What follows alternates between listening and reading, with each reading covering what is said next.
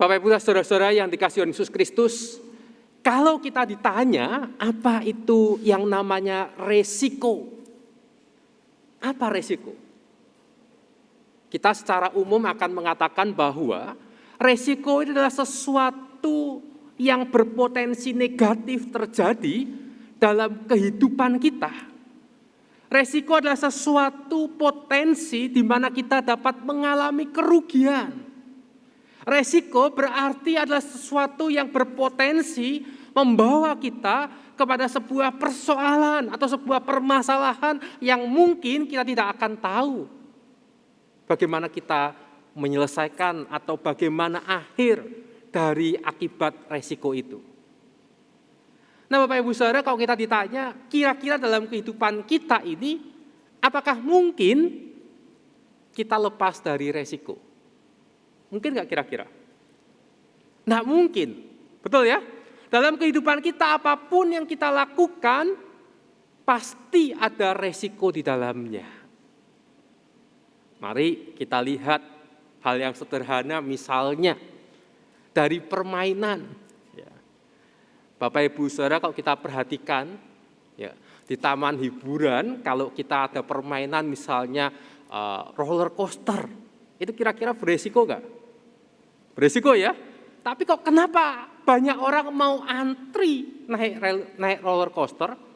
Bahkan kalau di tempat-tempat hiburan yang di luar negeri atau tempat-tempat hiburan yang baru buka, kalau mereka punya wahana permainan yang baru yang memicu adrenalin, orang itu rela antri. Ya, padahal setelah antri, naik roller coaster dipontang-pantingkan begitu deg-degan, tapi orang bisa teriak-teriak senang waktu naik, betul ya? Itu beresiko ya, pasti ya. Kenapa kok mau? Atau ketika kita tadi bangun pagi, kita keluar rumah pun kita mau ke gereja, itu juga ada resikonya. Semua dalam kehidupan kita pasti ada resikonya. Bahkan ketika kita melakukan kebaikan pun ada resiko di dalamnya.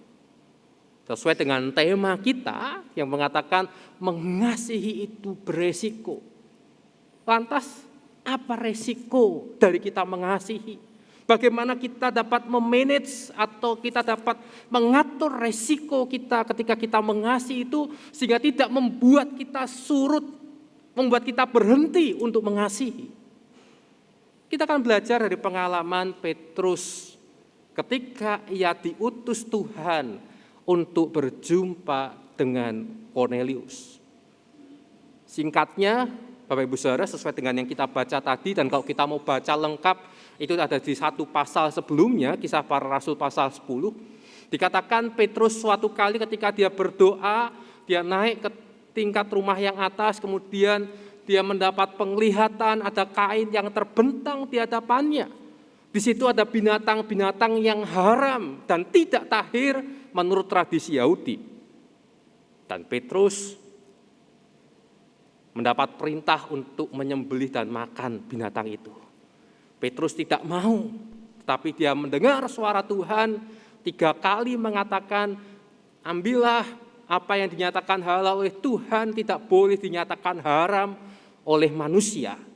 Dan seketika itu ada 3 orang utusan Kornelius, seorang perwira Romawi dari Kaisarea, orang bukan Yahudi, orang yang tidak bersunat dan orang yang dianggap haram, orang yang dianggap tidak layak untuk berjumpa dengan orang Yahudi. Kornelius mengutus 3 orang untuk menjemput Petrus dan akhirnya Petrus ke sana dan Petrus melakukan pelayanan kepada Kornelius sampai akhirnya Kornelius dan seisi rumahnya menerima baptisan. Nah, setelah Petrus kembali dari tempat Kornelius, disitulah terjadi persoalan. Petrus menghadapi resiko dari pelayanan yang dilakukannya kepada Kornelius. Nah, Bapak Ibu Saudara yang dikasihi Yesus Kristus, yang pertama dari peristiwa ini kita dapat melihat bahwa tidak selamanya perbuatan baik yang kita lakukan akan direspon baik oleh orang-orang di sekitar kita. Tidak selamanya apa yang kita anggap baik dan mungkin secara umum dianggap baik itu dapat direspon oleh direspon secara positif oleh orang-orang di sekitar kita. Dari peristiwa Petrus ini, saudara, siapa yang merespon negatif? Orang yang menerima kebaikan Petrus, dalam hal ini Cornelius, responnya positif gak kira-kira? Positif ya, karena Cornelius mengutus orang, Petrus datang, Cornelius mau menerima pelayanan Petrus, bahkan ia mau dibaptis. Sebetulnya Corneliusnya gak ada masalah. Tetapi yang mempersoalkan siapa? Teman-temannya sendiri. Orang-orang yang lebih dekat dengan Petrus, orang-orang yang melihat itu, mereka justru merespon apa yang dilakukan oleh Petrus itu sebagai sebuah hal yang melanggar tradisi Yahudi.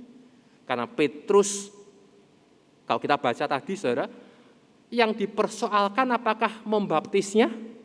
Tidak. Yang dipersoalkan justru cuma apa? Datang dan makan bersama dengan orang-orang yang tidak bersunat.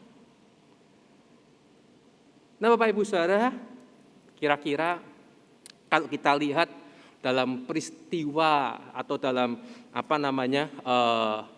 pengalaman yang dihadapi oleh Petrus, bukankah ini juga seringkali terjadi dalam kehidupan kita? Ya. Apalagi, saudara,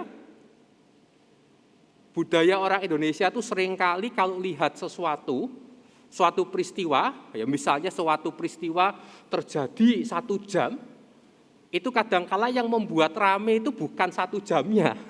Yang membuat rame berapa? Cuman butuh 1 menit.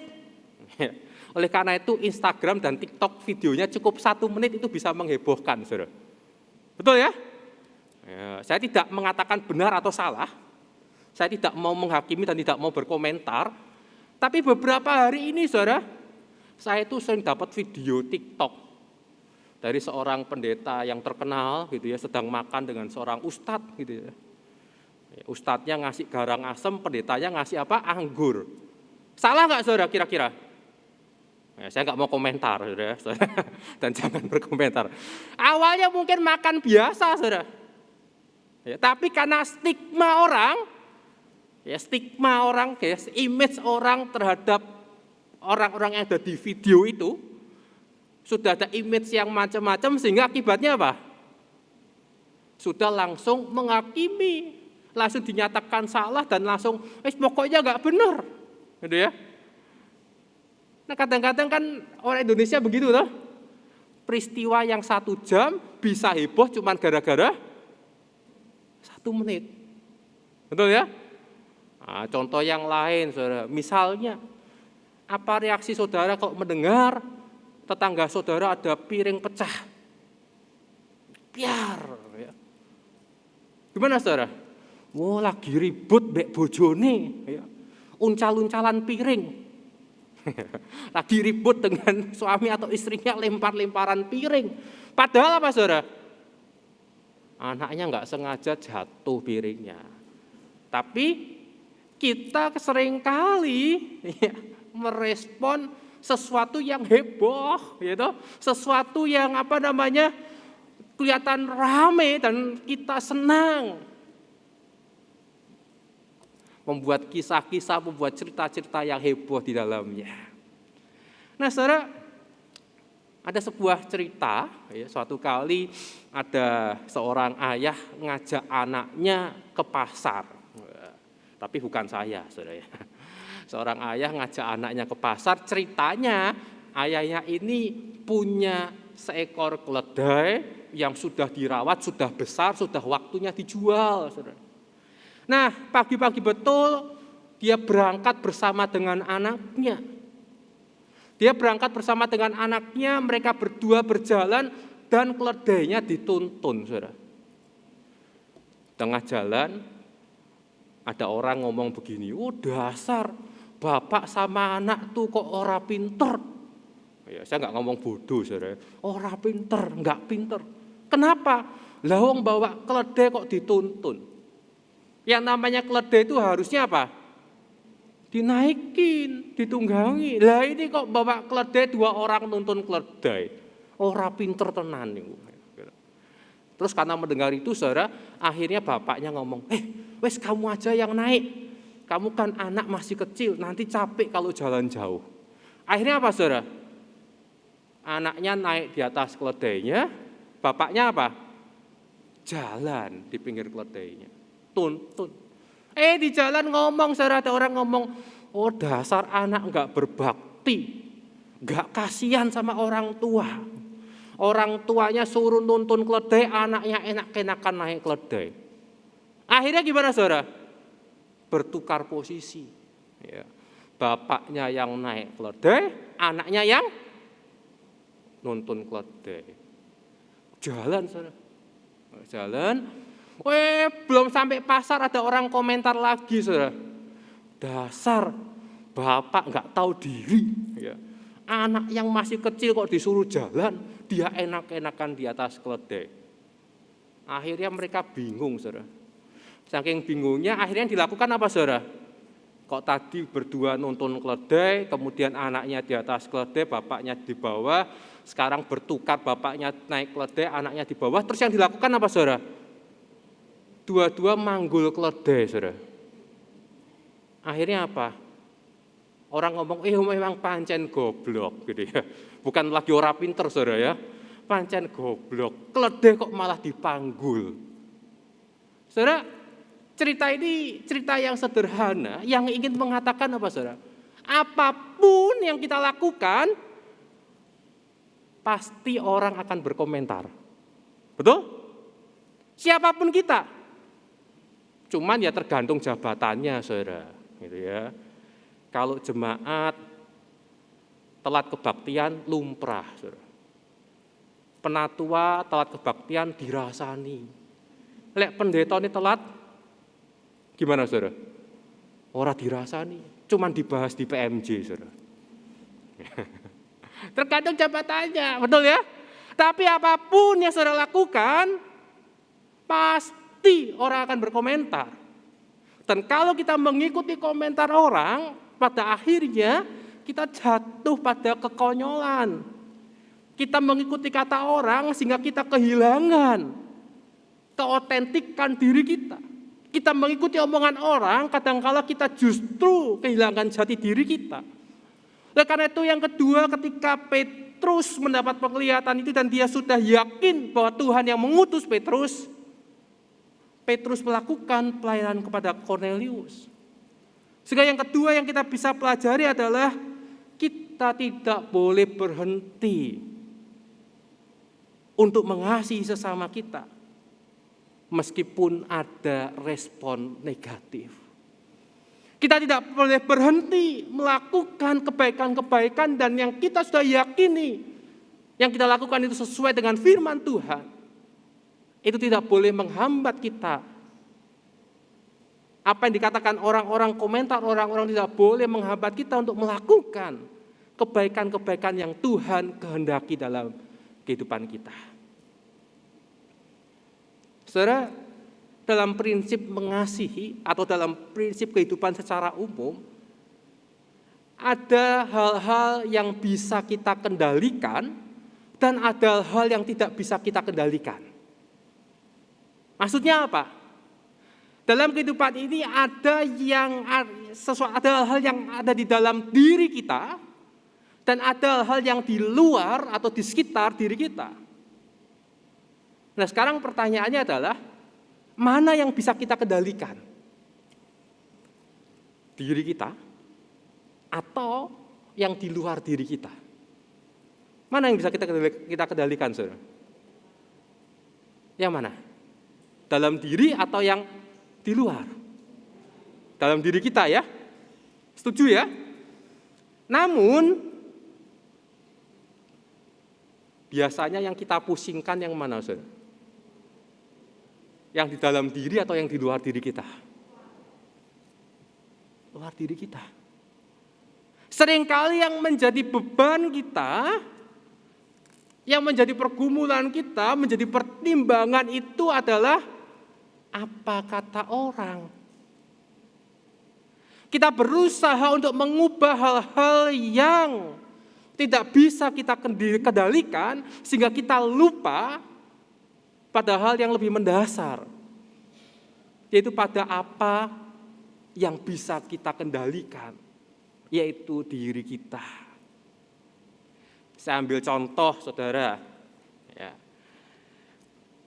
Bapak, Ibu, atau saudara-saudara yang lagi pacaran, ya.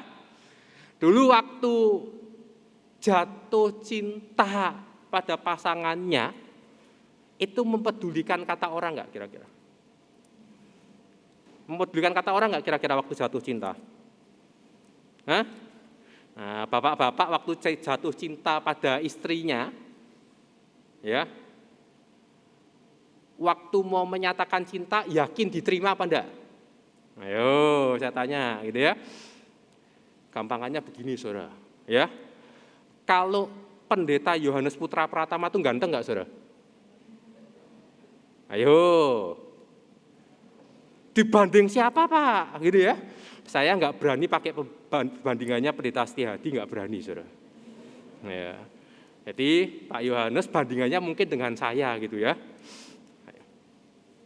Kira-kira, ya toh, persentasenya kalau nembak cewek lebih banyak diterima mana? Pak Yohanes atau saya? Ojo jawab, ya. Jangan jawab, saudara. Nanti kalau saudara jawab lebih banyak saya, saudara jemaatnya Pak Yohanes, gitu ya. Kalau jawab Pak Yohanes nanti keluar nggak enak sama saya, saudara. Ya. Jadi mending nggak usah dijawab, gitu ya. Nah, secara hitungan manusia ya pasti banyak lebih diterima Pak Yohanes, gitu ya. Tetapi, saudara, ketika jatuh cinta, ya, dan menyatakan cinta, biasanya orang itu akan pede, saudara, akan percaya diri kalau cintanya diterima. Betul ya? Bahkan kadang-kala orang kalau sedang jatuh cinta, kalau kata orang mabuk cinta, bukan hanya jatuh cinta, itu enggak peduli omongan orang. Masih diomongi, ojo gelem karo iku. Ayu tapi galak. Peduli, saudara? Enggak peduli. Yang penting ayu. Lek digawa kondangan orang ngisin-ngisini, ngene, saudara ya. Kalau diomongin misalnya saudara dibilangin sama orang waktu jatuh cinta yang bapak-bapak diomongin, jangan mau sama itu. Wes elek cerewet. Waduh, repot, saudara ya. Kita kok enggak ada minusnya, enggak ada positifnya. Ya. Mau peduli, saudara? Enggak mau. Karena kita masih punya cinta yang mula-mula. Tapi saudara, ketika cintanya sudah diterima, kemudian menikah, kira-kira gimana, saudara? Kadangkala keributan rumah tangga itu terjadi, ya seringkali apa? Persoalan yang kecil, kita tidak lagi fokus pada diri kita, tidak lagi fokus dengan pasangan kita, tapi kita lebih banyak dengar omongan orang. Akibatnya apa? Relasi yang baik bisa rusak. Karena kadang ada yang mengatakan begini, Pak, dulu waktu nikah, awal-awal kami menikah pelihara anjing, Pak. Saya kalau pulang kerja, wah itu disambut dengan pelukan istri dan gonggongan anjing. Tapi Pak, setelah 5 tahun menikah, anjing saya masih hidup, Pak. Istri saya juga masih hidup. Tapi saya pulang kerja disambut dengan pelukan anjing dan gonggongan istri, Pak. Istri dan anjingnya sama, cuman bertukar peran, gitu ya. Bapak Ibu saudara, bagaimana kalau kita coba bandingkan dengan kehidupan kita, relasi cinta kita dengan Tuhan? Ketika kita masih punya cinta mula-mula kepada Tuhan, apapun kata orang, kita tetap mengasihi Tuhan, kita tetap mau pelayanan. Ya. Maaf meskipun mungkin kemampuan kita terbatas, kita tetap mau melakukan segala sesuatu pelayanan sehingga orang-orang mengkritik pelayanan kita. Kita punya prinsip, nggak apa-apa.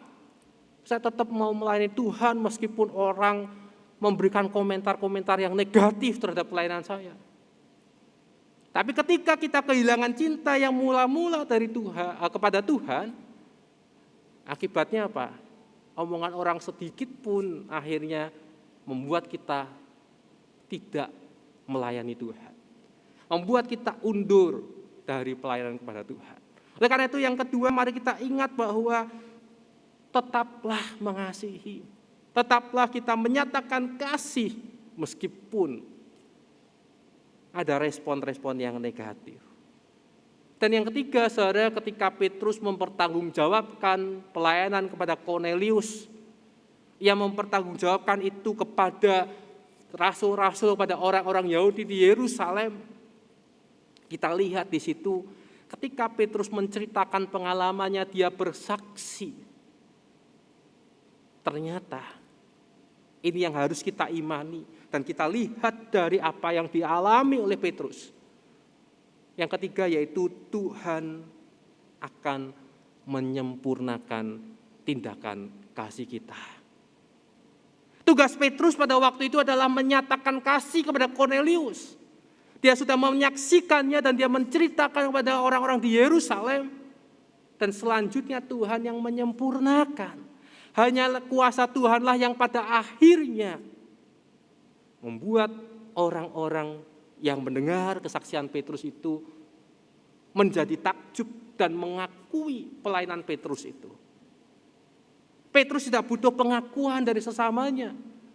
Tapi ketika Petrus menyaksikan itu, menceritakannya, maka Tuhan yang menyempurnakan. Mengapa Petrus dapat atau Petrus berani melakukan itu? Tidak lain dan tidak bukan karena Petrus juga punya pengalaman bagaimana ia dikasihi Tuhan. Petrus punya pengalaman bagaimana Tuhan tidak pernah berhenti mengasihi Petrus. Bahkan ketika Petrus menyangkali Yesus 3 kali, Yesus yang bangkit itu menjumpai Petrus. Dan ketika menanyakan Petrus, apakah engkau mengasihi aku? Sampai dengan 3 kali dan akhirnya Tuhan Yesus yang mengutus Petrus untuk mengembalakan domba-dombanya. Maka pengalaman-pengalaman iman itulah yang membuat Petrus yakin bahwa Tuhan tidak pernah berhenti mengasihinya. Sehingga Petrus pun tidak punya alasan untuk berhenti mengasihi sesama. Sehingga Bapak Ibu Saudara yang kasih Yesus Kristus, tentu pengalaman hidup kita, pengalaman kita mengalami menerima kasih Tuhan yang tidak pernah berhenti. Pengalaman kasih itulah yang akan terus mendorong kita, memampukan kita, menyempurnakan kasih kita. Sehingga kita tidak pernah berhenti untuk mengasihi. Meskipun kita tahu bahwa mengasihi itu beresiko untuk diri kita. Jadi Bapak Ibu saudara-saudara yang kasih Yesus Kristus, ingat apapun yang kita lakukan, dari hal yang sederhana sampai dengan hal yang sesulit apapun, pasti ada resiko di dalamnya. Ketika kita tahu bahwa semua ada resiko di dalamnya, maka tugas kita adalah bagaimana kita tetap menjaga kemurnian hati kita. Karena itulah yang bisa kita kendalikan. Kita tidak bisa mengendalikan apa respon orang. Kita tidak bisa mengendalikan komentar-komentar orang atas diri kita. Tapi yang bisa kita kendalikan adalah diri kita. Dan ketika kita bisa mengendalikan diri kita bisa mengendalikan kemurnian hati kita, dan kita terus menjaga kasih kita kepada Tuhan dan kepada sesama. Maka ketika kita tidak berhenti mengasihi, disitulah Tuhan yang akan menyempurnakan kasih kita. Tugas kita adalah seperti Petrus yang telah mengalami kasih Kristus, mewartakannya, maka percayalah, Tuhan yang akan menyempurnakan karya kita. Selamat untuk terus mengasihi. Tuhan menyertai saudara. Amin.